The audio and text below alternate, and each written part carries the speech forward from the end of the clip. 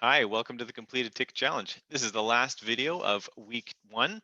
You've made it pretty far, so we're going to keep it short and sweet because you've already done a lot of work this week. Today, we're going to set what we call the neglected work thresholds on your Kanban board. So all that is a way to tag tickets that have been in their status for a while. Every column is going to get its own threshold for being neglected. Like for example, you can leave tickets in the waiting column a lot longer than you can leave them in the in progress column, and it's still okay. So each column has its own threshold. Our recommendations are in the email, so I won't mention the exact recommendations here.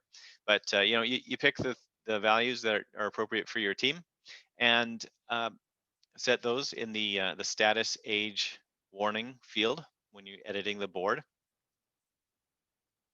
You can set them to higher values than you really want to use in the long term. That's fine. Like for example, if you want to set it to 2 days for the in progress column, that's pretty typical.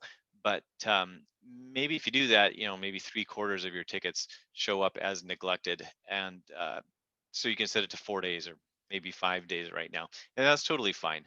Just don't forget to come back later and kind of tune that down as you begin to take control of your work. Once you've set those thresholds, you're just going to go through your board. The tickets that have been recently touched, we want to keep those top of mind, so drag them to the top of the column.